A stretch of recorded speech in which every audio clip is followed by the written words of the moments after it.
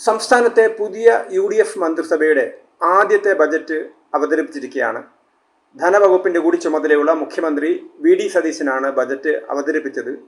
Budget അവതരിപ്പിക്കുന്നതിന് കുറച്ച് ദിവസം മുമ്പ് തന്നെ ഒരു മുൻകൂർ ജാമ്യമെന്ന നിലയിൽ VD സതീശൻ കേരളത്തിൻ്റെ ധനസ്ഥിതിയെക്കുറിച്ചുള്ള ഒരു ധവളപത്രം ഇറക്കിയിരുന്നു. ഇത് അവതരിപ്പിക്കുന്നതിൻ്റെ ക്രമപ്രശ്നമായിട്ട് തുടക്കത്തിൽ തന്നെ മുൻ മുഖ്യമന്ത്രി പിണറായി വിജയനും മുൻ ധനമന്ത്രി KN ബാലഗോപാലുമൊക്കെ എതിർത്തിരുന്നു എന്നുള്ളതൊരു കാര്യമാണ്. ഏതായാലും കേരളം അങ്ങേയറ്റത്തെ സാമ്പത്തിക പ്രതിസന്ധിയിലാണ് എന്ന് വ്യക്തമാക്കുന്ന കണക്കുകളാണ് കേരളത്തിൻ്റെ ധവളപത്രത്തിലൂടെ പുറത്തു വന്നത്. ഈ ധവളപത്രം തയ്യാറാക്കിയ ആളുകളൊക്കെ തന്നെ LDF സർക്കാരുമായിട്ട് വളരെ നല്ല ബന്ധമുള്ള ആളുകളാണ്. അതുകൊണ്ട് തന്നെ അവർക്ക് ആ ധവളപത്രം തയ്യാറാക്കിയ ആളുകളെ വിമർശിക്കാൻ പറ്റില്ല. ധവളപത്രത്തിലെ കണ്ടന്റിനെയും അവർക്ക് വിമർശിക്കാൻ പറ്റില്ല. കാരണം കേരളത്തിൻ്റെ പല രീതിയിലുള്ള കാരണങ്ങൾ കൊണ്ട്, ഘടകങ്ങൾ കൊണ്ട് കേരളത്തിലെ സാമ്പത്തിക സ്ഥിതി വഷളായി എന്നാണ് ധവളപത്രം അവതരിപ്പിച്ചിരിക്കുന്നത്. ഈ ധവളപത്രത്തിൻ്റെയൊക്കെ ചുവട് പിടിച്ചാണ് പുതിയൊരു മാറ്റത്തിനായി എന്നുള്ളൊരു മട്ടിൽ നമ്മുടെ മുഖ്യമന്ത്രി VD സതീശൻ ബജറ്റ് അവതരിപ്പിച്ചിരിക്കുന്നത്.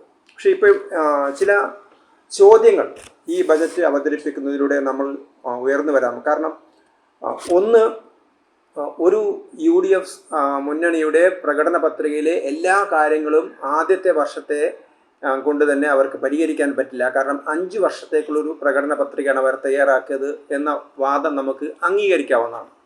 എന്നാൽ പോലും ഈ പറയുന്ന കാര്യങ്ങളൊക്കെ തന്നെ, കാരണം ഒരു വലിയ വാഗ്ദാനങ്ങളുടെ അല്ലെങ്കിൽ വലിയൊരു കാഴ്ചപ്പാടിൻ്റെ, വലിയ ചെയ്യാൻ പോകുന്ന കാര്യങ്ങളുടെ ഒരു പട്ടികയാണ് VD സതീശൻ നിരത്തിയിരുന്നത്. പക്ഷേ ഈ പട്ടികയൊക്കെ തന്നെ VD സതീശന് നടപ്പിലാക്കാൻ പറ്റുമോ അല്ലെങ്കിൽ പ്രായോഗിക പദത്തിലെത്തിക്കാൻ പറ്റുമോ എന്ന സംശയവും നിലനിൽക്കുന്നുണ്ട്. ഇപ്പോൾ തന്നെ പ്രതിപക്ഷ നേതാവ് പിണറായി വിജയൻ പറഞ്ഞത് ഇതിനകത്ത് ഒന്നുമില്ല, ഞങ്ങളുടെ പഴയ പദ്ധതികളൊക്കെ കോപ്പി അടിച്ചതാണ് എന്നൊക്കെ പറയുന്നുണ്ട്. അപ്പോൾ സ്വാഭാവികമായിട്ടും ഒരു പ്രതിപക്ഷം ഭരണകക്ഷി ബജറ്റ് അവതരിപ്പിക്കുന്ന സമയത്ത് അതിനെ എതിർക്കുന്നത് സ്വാഭാവികമാണ്. എന്നാൽ പോലും പലപ്പോഴും ഉട്ടോപ്യനായിട്ടുള്ള കാര്യങ്ങളല്ലേ, അല്ലെങ്കിൽ പെട്ടെന്ന് ജനങ്ങളുടെ കയ്യടി വാങ്ങുന്ന കാര്യങ്ങളല്ലേ ഇതിനകത്തുള്ളത് എന്ന് ചോദിച്ചാൽ കുറേയൊക്കെ ശരിയാണെന്ന് പറയേണ്ടി വരും. കാരണം അദ്ദേഹം പല കാര്യങ്ങളെക്കുറിച്ചും പറയുന്നുണ്ട്. നമ്മുടെ നാട് വളരെയേറെ മാറിക്കൊണ്ടിരിക്കുകയാണ്. ലക്ഷക്കണക്കിന് യുവാക്കൾ, തൊഴിലില്ലാത്ത യുവാക്കളുണ്ട്. അവരൊക്കെ തന്നെ കേരളത്തിന് പുറത്തേക്ക് പോവുകയാണ്. കേരളത്തിൽ തന്നെ അവരെ തൊഴിലവസരമുണ്ടാക്കി അവരെ കേരളത്തിൽ തന്നെ പിടിച്ചു നിർത്തണം.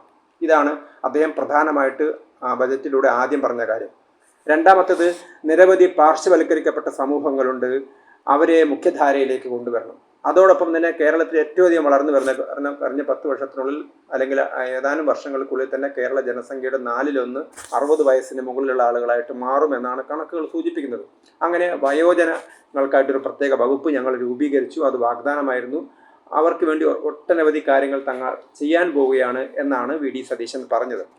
അതുപോലെ തന്നെ കേരളത്തിന് മുൻതൂക്കമുണ്ടായിരുന്ന ആരോഗ്യ വിദ്യാഭ്യാസ മേഖലകളിൽ, ആരോഗ്യ വിദ്യാഭ്യാസ മേഖലയിലൊക്കെ കേരളം വളരെയേറെ പിറകോട്ട് പോയി.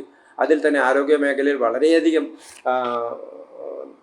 അപര്യാപ്തത നേരിടുകയാണ്. ആരോഗ്യ മേഖലയെ വീണ്ടെടുക്കേണ്ടിയിരിക്കുന്നു. അതേപോലെ തന്നെ വിദ്യാഭ്യാസ രംഗത്തും, ഉന്നത വിദ്യാഭ്യാസ രംഗത്തും, സാങ്കേതിക വിദ്യാഭ്യാസ രംഗത്തും, നൈപുണ്യ വികസന രംഗത്തൊക്കെ ഒരുപാട് കാര്യങ്ങൾ ചെയ്യേണ്ടിയിരിക്കുന്നു. ഇതൊക്കെയാണ് അദ്ദേഹം പറഞ്ഞത്. അതേപോലെ തന്നെ സാമ്പത്തികമായി കേരളത്തെ വീണ്ടെടുക്കാൻ എന്തൊക്കെ ചെയ്യാൻ പറ്റും. ഇപ്പോൾ തന്നെ നമുക്കറിയാം, കേരളത്തിലെ സർക്കാർ അധികാരത്തിൽ വരുന്ന സമയത്ത് തന്നെ VD സതീശൻ അത് വ്യക്തമാക്കിയിരുന്നു. കാരണം കേന്ദ്രത്തിൽ നിന്ന് മുമ്പ് കിട്ടിയിരുന്ന റവന്യൂ കമ്മി ഗ്രാൻഡ് അത് 15ാം ധനകാര്യ കമ്മീഷൻ്റെ കാലഘട്ടത്തിൽ ഉണ്ടായിരുന്നതാണ്. 16ാം ധനകാര്യ കമ്മീഷനിൽ നമുക്ക് റവന്യൂ കമ്മി ഗ്രാൻഡ് തന്നിട്ടില്ല. അപ്പം അത് കിട്ടുമെന്നൊരു പ്രതീക്ഷ ഈ ബഡ്ജറ്റിനകത്ത് ഉണ്ടായിരുന്നു. അപ്പം കിട്ടാത്ത പൈസയ്ക്കുള്ളൊരു പ്രതീക്ഷ കൂടി വെച്ചിട്ടാണ് കഴിഞ്ഞ ബജറ്റ് തയ്യാറാക്കിയിരിക്കുന്നത്. അതായത് ഏതാനും മാസങ്ങൾക്ക് മുമ്പ് തയ്യാറാക്കിയ ബജറ്റ്.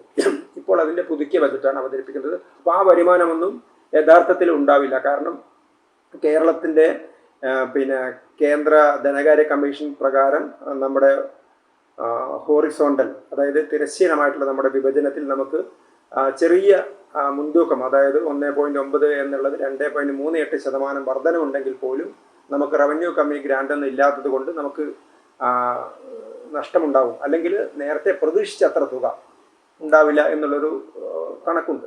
അപ്പോൾ ഇതൊക്കെ തന്നെ VD സതീശനെ സംബന്ധിച്ചിടത്തോളം വ്യക്തിപരമായിട്ട്, അല്ലെങ്കിൽ മുഖ്യമന്ത്രി എന്ന നിലയിൽ, അല്ലെങ്കിൽ ധനകാര്യമന്ത്രി എന്ന നിലയിൽ അദ്ദേഹത്തിന് തിരിച്ചടിയാണ്. ആ ഒരു വരുമാനം കേരളത്തിൽ ഉണ്ടാകാൻ പോകുന്നില്ല.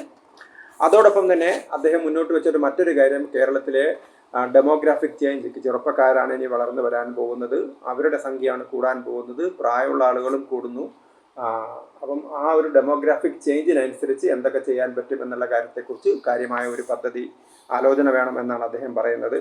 അതോടൊപ്പം തന്നെ ഒരുപാട് കാര്യങ്ങൾ അദ്ദേഹം അവതരിപ്പിച്ചിട്ടുണ്ട്. അതിൽ പലതും മുൻ സർക്കാരുകൾ പറഞ്ഞതിനെ പേര് മാറ്റി പറഞ്ഞാണെന്ന് പറയുന്നു. ഏതായാലും കേന്ദ്ര സർക്കാർ നേരത്തെ ഒരു റെയർ എർത്ത് കോറിഡോർ, അതായത് കേരളം, ആന്ധ്ര, തമിഴ്നാട്, ഒറീസ സംസ്ഥാനങ്ങൾ ഉൾപ്പെടുന്ന ഒരു റെയർ എർത്ത് കോറിഡോറിനെ കുറിച്ച് പറഞ്ഞിരുന്നു. കോടിക്കണക്കിന് രൂപ നമുക്ക് ലഭിക്കാൻ സാധ്യതയുള്ള ഖനനത്തിലൂടെയൊക്കെ കോടിക്കണക്കിന് രൂപ മിനറൽസ്, കടൽ തീരത്തൊക്കെയുള്ള മിനറൽസൊക്കെ എടുത്തുകൊണ്ടുള്ള ഒരു ഖനനം ചെയ്തുകൊണ്ടുള്ള ഒരു കോറിഡോർ, ആ കോറിഡോറിനെ കുറിച്ചുള്ളൊരു ചർച്ച വന്നിരുന്നു. അത് ബജറ്റിൽ പ്രഖ്യാപിച്ചാണ്. അതേ കാര്യം തന്നെയാണ് ഇദ്ദേഹം മറ്റൊരു രീതിയിൽ ആലപ്പുഴ, തിരുവനന്തപുരം, കൊല്ലം ജില്ലകൾക്ക് ഉള്ള ഒരു കോറിഡോർ എന്ന രീതിയിൽ വി.ഡി. സതീശൻ അവതരിപ്പിച്ചിരിക്കുന്നത് എന്നൊരു വിമർശനം ഉയർന്നിട്ടുണ്ട്. അതേപോലെ തന്നെയാണ് നിക്ഷേപത്തെക്കുറിച്ച്, നിക്ഷേപകർക്ക് ഭൂമി കിട്ടാനുള്ള എല്ലാ സൗകര്യങ്ങളും ചെയ്തു കൊടുക്കും. അതോടൊപ്പം തന്നെ അദ്ദേഹം ഗുരുതരമായ ഒരു വിമർശനം ഉന്നയിച്ചത് കേരളത്തിലെ പൊതുമേഖലാ സ്ഥാപനങ്ങളെക്കുറിച്ചാണ്. കാരണം അദ്ദേഹം നിരവധി കമ്പനികളുടെ പേരെടുത്ത് പറഞ്ഞു. പബ്ലിക് സെക്ടർ അണ്ടർടേക്കിങ്സ്, പൊതുമേഖലാ സ്ഥാപനങ്ങളൊക്കെ തന്നെ നഷ്ടത്തിലോടുകയാണ് ചെയ്യുന്നത്. ഇവർക്ക് ഒരാൾക്ക് പോലും ജോലി കൊടുക്കാൻ പറ്റുന്നില്ല. റിട്ടയർ ചെയ്ത ഒഴിവിൽ പോലും ഒരാളെ ജോലിക്ക് നിയമിക്കാൻ പറ്റുന്നില്ല. നഷ്ടത്തിലാണ് ഈ കമ്പനികൾ ഓടുന്നത്. പക്ഷെ എന്തിനാണ് ഇതൊക്കെ നടത്തിക്കൊണ്ടുപോകുന്നത്? അപ്പോൾ ഇതിനൊക്കെ പാവപ്പെട്ട ജനങ്ങളുടെ നികുതി പണം ഉപയോഗിച്ചുകൊണ്ടാണ് ഇവിടുത്തെ പൊതുമേഖലാ സ്ഥാപനങ്ങളൊക്കെ വർക്ക് ചെയ്യുന്നത്. അതുകൊണ്ട് ലാഭത്തിലല്ലാത്ത പൊതുമേഖലാ സ്ഥാപനങ്ങളെക്കുറിച്ച് ഒരു പുനർവിചിന്തനം വേണം എന്നാണ് വി.ഡി. സതീശൻ പറയുന്നത്. അതിൽ തന്നെ KSEBയെ കുറിച്ചൊക്കെ ഗുരുതരമായ ആരോപണങ്ങളാണ് ഉന്നയിച്ചിരിക്കുന്നത്. അല്ലെങ്കിൽ നിലവിൽ തന്നെ ഉണ്ട് KSEBയുടെ, നമുക്കറിയാം KSEBയിലൊക്കെ ഇലക്ട്രിക് ഡ്യൂട്ടി ഇനത്തിൽ നമുക്ക് 1100 കോടി കിട്ടേണ്ട സ്ഥലത്ത് നമുക്ക് 100 കോടിയും 90 കോടിയൊക്കെയാണ് കിട്ടുന്നത്.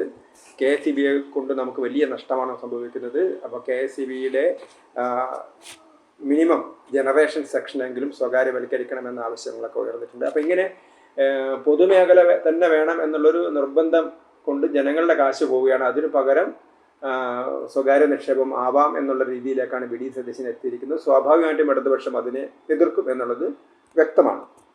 അതേപോലെ തന്നെയാണ് നിരവധി പദ്ധതികൾ അദ്ദേഹം, ഗ്ലോബൽ വാച്ച് ടവർ, നൈപുണ്യ വികസനത്തിന് വേണ്ടിയുള്ള നിരവധി പദ്ധതികൾ, ഇൻവെസ്റ്റ്മെൻറ്റ് അഡ്വൈസറി കൗൺസിൽ, നിക്ഷേപകർക്ക് ഭൂമി കിട്ടാനും പ്രോജക്റ്റ് ഇംപ്ലിമെൻറ്റേഷന് വേണ്ടിയുള്ള പ്രത്യേക പ്രോട്ടോകോൾ, അങ്ങനെ നിരവധി പദ്ധതികൾ അദ്ദേഹം മുന്നോട്ട് വെച്ചിട്ടുണ്ട്. പക്ഷേ ഇവയൊക്കെ എത്രത്തോളം പ്രായോഗികമാണ് എന്നുള്ളൊരു, അല്ലെങ്കിൽ ഇതിന് എത്രത്തോളം എഫർട്ട് സംസ്ഥാന സർക്കാരിൻ്റെ ഭാഗത്തു നിന്നുണ്ടാവും എന്നുള്ളൊരു സംശയമാണ് ഇപ്പോൾ സ്വാഭാവികമായും ഉയരുന്നത്. ഇപ്പോൾ തന്നെ കേരളത്തിലെ കുടുംബങ്ങൾക്കെല്ലാം, പിന്നോക്കം നിൽക്കുന്ന കുടുംബങ്ങൾക്കെല്ലാം ഏതാണ്ട് 90 ലക്ഷത്തോളം കുടുംബങ്ങൾക്ക് 25 ലക്ഷം രൂപയുടെ ഇൻഷുറൻസ് പരിരക്ഷ നൽകുന്ന ഒരു പ്രോഗ്രാം തുടങ്ങുമെന്നാണ് പറയുന്നത്. പക്ഷേ 90 ലക്ഷം പേർക്ക് 25 ലക്ഷം രൂപയുടെ ഇൻഷുറൻസ് പരിരക്ഷ കിട്ടണമെങ്കിൽ അത്രയും അതിൻ്റെ പ്രീമിയം സംസ്ഥാന സർക്കാർ അടയ്ക്കേണ്ടി വരും. അപ്പോൾ അത് കോടിക്കണക്കിന് രൂപ വേണ്ടി വരും. പക്ഷേ അതിനാകെ 10 കോടി രൂപ മാത്രമാണ് ഇവിടെ മുതൽ മുടക്കിയിരിക്കുന്നത്. അതുപോലെ തന്നെ വയോജനങ്ങൾക്ക് പ്രത്യേക വകുപ്പ് രൂപീകരിക്കാനും കുറച്ച് രൂപയെ മുടക്കിയിട്ടുള്ളൂ. സാധാരണ ഇങ്ങനെയൊക്കെ തന്നെയാണ് ചെയ്യുന്നത്. വലിയ പ്രോജക്റ്റിനാണെങ്കിലും ബജറ്റിൽ ആദ്യം കുറച്ച് തുകയാണ് വകയിരുത്തുന്നത്. പക്ഷേ പിന്നെ എവിടുന്ന് തുക കണ്ടെത്തും എന്നുള്ളൊരു വിഷയമാണ് ഉദിക്കുന്നത്. കേരളത്തെ സംബന്ധിച്ചിടത്തോളം കേരളത്തിൻ്റെ റവന്യൂ വരുമാനം, ആ റവന്യൂ വരുമാനത്തിൻ്റെ കാര്യത്തിലൊക്കെ മുമ്പൊക്കെ 2015-16 കാലഘട്ടത്തിലൊക്കെ കേരളത്തിൻ്റെ റവന്യൂ വരുമാനം അത് GDPയുടെ ഒരു 7% ഒക്കെ വരുമായിരുന്നു. അന്ന് അത് മറ്റ് സംസ്ഥാനങ്ങളുടെ, അല്ലെങ്കിൽ ഇന്ത്യയിലെ മൊത്തം സംസ്ഥാനങ്ങളുടെ ആവറേജിനേക്കാൾ നമ്മൾ മുമ്പിലായിരുന്നു. പക്ഷേ ഇന്ന് നമ്മൾ കേരളത്തിൽ പിറകിലേക്ക് പോയിരിക്കുകയാണ്. അതേപോലെ തന്നെ നമ്മുടെ കമ്മിറ്റഡായ എക്സ്പെൻസ്, അതായത് കമ്മിറ്റഡ് എക്സ്പെൻസ് എന്ന് പറയുമ്പം ജീവനക്കാർക്ക് കൊടുക്കേണ്ട ശമ്പളം, പെൻഷൻ, അതേപോലെ തന്നെ പലിശ, അങ്ങനെ നമ്മുടെ മൊത്തം വരുമാനത്തിൻ്റെ 77-78% കമ്മിറ്റഡ് എക്സ്പെൻസ് ആണ്. പലിശ കൊടുത്ത് തന്നെ നമ്മൾ ഏതാണ്ട് നമ്മുടെ 20% നമ്മൾ പലിശ കൊടുക്കുകയാണ് ചെയ്യുന്നത്. ശരാശരി ഇന്ത്യയിലെ മറ്റെല്ലാ സംസ്ഥാനങ്ങളും 12% വരെ പലിശയുള്ളൂ. അതേപോലെ തന്നെ റവന്യൂ കമ്മിയുടെ കാര്യത്തിലാണെങ്കിലും ധനക്കമ്മിയുടെ കാര്യത്തിലാണെങ്കിലും നമ്മൾ വളരെ മുമ്പിൽ എന്ന് പറയുന്ന സമയത്ത് നമ്മൾ കമ്മി കൂടുതലാണ് എന്നർത്ഥം. അപ്പോൾ ഇങ്ങനെ ഒരു വളരെ സാമ്പത്തികമായ ക്രൈസിസിൽ നിൽക്കുന്ന ഒരു സ്ഥലമായിട്ട് കേരളം മാറിയിരിക്കുകയാണ്. ഇപ്പോൾ തന്നെ വി.ഡി. സതീശൻ്റെ മുമ്പിൽ അദ്ദേഹം കൊടുക്കേണ്ടത് ഏതാണ്ട് ഈ വർഷത്തെ കമ്മിറ്റ്മെൻറ്റ് 87,000 കോടി രൂപയാണ്. അതിൽ തന്നെ പെൻഷൻകാരുടെ, ജീവനക്കാരുടെ ക്ഷാമബത്ത ആനുകൂല്യങ്ങളുണ്ട്, അങ്ങനെ നിരവധി കാര്യങ്ങളുണ്ട്. അപ്പോൾ ഇതൊക്കെ എപ്പോൾ കൊടുത്തു തീർക്കാൻ പറ്റും? അതേപോലെ തന്നെ കിഫ്ബിയെക്കുറിച്ചുള്ള വലിയ വിമർശനങ്ങളൊക്കെ ഉയർന്നിരുന്നു. കിഫ്ബി എന്ന് പറയുന്നത് സംസ്ഥാന സർക്കാരിൻ്റെ പദ്ധതികൾ പലതും, നിർമ്മാണ പദ്ധതികളൊക്കെ നടത്തുന്ന ഒരു ഏജൻസിയായിട്ട് പൊതുജനങ്ങളിൽ നിന്ന് വായ്പ വാങ്ങി അല്ലെങ്കിൽ മറ്റ് ഏജൻസികളിൽ നിന്നൊക്കെ വായ്പ വാങ്ങിക്കൊണ്ട് പദ്ധതി നടത്തുന്നൊരു ഏജൻസിയായിട്ട് മാറിയിരിക്കുകയാണ്. പക്ഷേ ഈ ഏജൻസിയെ സംബന്ധിച്ചിടത്തോളം ശക്തമായ വിമർശനം ഉയർന്നിരിക്കുകയാണ്. കാരണം ഈ ഏജൻസി സർക്കാർ കൊടുത്ത പണവും അതുപോലെ തന്നെ സർക്കാരിൻ്റെ സെസ്സിൽ നിന്നുള്ള വരുമാനവും റോഡ് ടാക്സ്, മോട്ടോർ വാഹന നികുതി ഉപയോഗിച്ചിട്ടാണ് അവരുടെ വരുമാനം. അപ്പം ഇവർ തിരിച്ചടയ്ക്കേണ്ട തുകയുടെ ഉത്തരവാദിത്തം സംസ്ഥാന സർക്കാരിനാണ്. കോടിക്കണക്കിന് രൂപയുടെ പദ്ധതികളാണ് ഇവർ ഏറ്റെടുത്തിരിക്കുന്നത്. ആ പദ്ധതികളൊക്കെ തന്നെ കേരളത്തിൻ്റെ ധവളപത്രത്തിൽ വ്യക്തമായിട്ട് പറയുന്നുണ്ട്. തിരുവനന്തപുരം, എറണാകുളം, കണ്ണൂർ ഈ 3 ജില്ലകളിലേക്കാണ് 50% കിഫ്ബി പദ്ധതികളും പോയിട്ടുള്ളത്. ഈ കിഫ്ബി ആണെങ്കിൽ കേരളത്തിലെ എല്ലാ വകുപ്പുകളെയും, ധനകാര്യ വകുപ്പിനെ മറികടന്നുകൊണ്ട് എല്ലാ വകുപ്പുകളെയും നിയന്ത്രിക്കാൻ അധികാരമുള്ള ഒരു സ്ഥാപനമായിട്ട് കിഫ്ബി വളർന്നിരിക്കുന്നു. ഒരു ഭരണഘടനാതര സ്ഥാപനമായിട്ട് അത്, അല്ലെങ്കിൽ ഭരണഘടനാ സ്ഥാപനങ്ങളെ പോലും നിയന്ത്രിക്കുന്ന സ്ഥാപനമായിട്ട് അത് വളർന്നു വന്നിരിക്കുന്നു എന്നുള്ളൊരു വിമർശനമാണ് ഉയർന്നിരിക്കുന്നത്. പക്ഷേ കിഫ്ബിക്കെതിരെ നടപടിയെടുക്കാൻ ഇപ്പോഴും വി ഡി സതീശനാവുന്നില്ല. ഇപ്പോൾ അദ്ദേഹം പറഞ്ഞിരിക്കുന്നത് ഒരു പരിശോധന നടത്തും എന്നാണ് പറഞ്ഞിരിക്കുന്നത്. അങ്ങനെ നിരവധി കാര്യങ്ങളുണ്ട്. പക്ഷേ ഈ കാര്യങ്ങളൊക്കെ തന്നെ ശക്തമായിട്ട് നടപ്പിലാക്കാൻ അദ്ദേഹത്തിന് കഴിയുമോ എന്നുള്ളതാണ് ഒരു വിഷയം. അപ്പോൾ ഇതിനെക്കുറിച്ച് പല പാർട്ടികളും, പ്രതിപക്ഷ പാർട്ടികളൊക്കെ വിമർശനമായിട്ട് വന്നിട്ടുണ്ട്. കാരണം നിരവധി ഉട്ടോപ്യനായിട്ടുള്ള കാര്യങ്ങൾ അല്ലെങ്കിൽ വളരെ നല്ല കാര്യങ്ങൾ, വീക്ഷണത്തോടുള്ള കാര്യങ്ങളാണ്. പക്ഷെ അത് നടപ്പിലാക്കാനുള്ള എന്ത് റിസോഴ്സാണ് അദ്ദേഹത്തിനുള്ളത്? കാരണം കേരളത്തിലെ നമുക്ക് നികുതി വരുമാനമാണെങ്കിൽ അല്ലെങ്കിൽ നികുതിയേതര വരുമാനമാണെങ്കിലും അതിനൊക്കെ നമുക്കൊരു പരിധി ഉണ്ട് എന്നുള്ളത് വളരെ വ്യക്തമാണ്. അപ്പം നമുക്ക് GST കിട്ടുന്നത് ഏതാണ്ട് 40,000-ഓളം കോടിയാണ്. അതുപോലെ തന്നെ സ്റ്റാമ്പ് ഡ്യൂട്ടിയുണ്ട്, എക്സൈസ് ഡ്യൂട്ടിയുണ്ട്, വാറ്റ് ഉണ്ട്, അതുപോലെ തന്നെ വെഹിക്കിൾ ടാക്സ് ഉണ്ട്. അപ്പോൾ ഇതെല്ലാം കൂടി ഏതാണ്ട് ഒരു 1,00,000 കോടിക്ക് അടുത്ത് മാത്രമേ വരുന്നുള്ളൂ. പക്ഷേ നമ്മുടെ ബഡ്ജറ്റ് എന്ന് പറയുമ്പം 2,20,000 കോടിയിലധികം രൂപ വരുന്ന ബഡ്ജറ്റാണ്. നമുക്ക് 50,000 കോടി രൂപ നമ്മൾ കടത്തിലാണ്. പിന്നെ നമുക്ക് കിട്ടുന്നത് കേന്ദ്രത്തിൽ നിന്നുള്ള സഹായമാണ്. ഏതാണ്ട് 50,000-ഓളം കോടി രൂപ കേന്ദ്രത്തിൽ നിന്ന് സഹായം കിട്ടും. അപ്പോൾ നമ്മുടെ നികുതി വരുമാനം അല്ലെങ്കിൽ നമ്മുടെ വിഭവം, ആ വിഭവത്തെ വളർത്തിയെടുക്കാതെ അല്ലെങ്കിൽ വർദ്ധിപ്പിക്കാതെ നമുക്ക് മുന്നോട്ട് പോകാൻ പറ്റില്ല. അപ്പോൾ അങ്ങനെ ഒരു വലിയൊരു ക്രൈസിസിലാണ് കേരളം നിൽക്കുന്നത്. ആ ഒരു സന്ദർഭത്തിൽ തൽക്കാലം ആളുകളൊക്കെ കണ്ണിൽ പൊടിയിടാനെങ്കിലും വി ഡി സതീശന് കഴിഞ്ഞിട്ടുണ്ട് എന്ന് വേണമെങ്കിൽ നമുക്ക് പറയാം. പക്ഷേ അത് അദ്ദേഹത്തിന് എത്രത്തോളം മുന്നോട്ട് കൊണ്ടുപോകാൻ പറ്റും, ഇച്ഛാശക്തിയോടുകൂടി അത് മുന്നോട്ട് കൊണ്ടുപോകാൻ എത്രത്തോളം പറ്റും? കാരണം പൊതുമേഖലാ സ്ഥാപനങ്ങളൊക്കെ സ്വകാര്യവൽക്കരിക്കുന്ന സമയത്ത് വലിയ എതിർപ്പുണ്ടാവും. ഇപ്പോൾ തന്നെ റെയർ എർത്ത് കോറിഡോറിനെയൊക്കെ പലപ്പോഴും കേന്ദ്രത്തിലെ സർക്കാർ അങ്ങനെ ഒരു നിലപാടായിട്ട് വന്ന സമയത്ത് കേന്ദ്രത്തിലെ കോൺഗ്രസ് അതിനെ എതിർത്തതാണ്. അത് സ്വകാര്യവൽക്കരിക്കാനുള്ള ശ്രമമാണ്, മൈനിങ് മേഖലയിൽ സ്വകാര്യ വ്യക്തികളെ കൊണ്ടുവരുന്നു എന്നുള്ള ആരോപണങ്ങളൊക്കെ ഉയർന്നിരുന്നു. ഇപ്പോൾ കേരളത്തിലെ ഇങ്ങനെ ദേശീയ തലത്തിൽ BJP സർക്കാർ നടത്തുന്ന നിക്ഷേപങ്ങൾ സ്വകാര്യ മേഖലയിൽ കൊണ്ടുവരാനുള്ള ആ ശ്രമങ്ങളെ എതിർക്കുന്ന കോൺഗ്രസ് കേരളത്തിൽ ഇത് ചെയ്യുന്ന സമയത്ത് സ്വാഭാവികമായിട്ട് എതിർപ്പ് വരുന്നുള്ളത് ഉറപ്പാണ്. അദ്ദേഹം സ്വകാര്യ മേഖലയ്ക്ക് പ്രോത്സാഹനം കൊടുക്കണം എന്നുള്ള നിലപാടാണ്. പൊതുമേഖല വേണം എന്നും ശടിച്ചുകൊണ്ട് നമുക്ക് മുന്നോട്ട് പോകാൻ പറ്റില്ല. കേരളം മുന്നോട്ട് വരണമെങ്കിൽ സ്വകാര്യ നിക്ഷേപങ്ങൾ വരണം എന്ന നിലപാടാണ് പരസ്യമായിട്ട് വി ഡി സതീശൻ പ്രകടിപ്പിച്ചത്. അതിനെ ഇടതുപക്ഷം എതിർക്കും ഉറപ്പാണ്. പാർട്ടിക്കകത്ത് തന്നെ എത്രത്തോളം എതിർപ്പുണ്ടാവുമെന്ന് നമുക്ക് കണ്ടറിയേണ്ടിയിരിക്കുന്നു.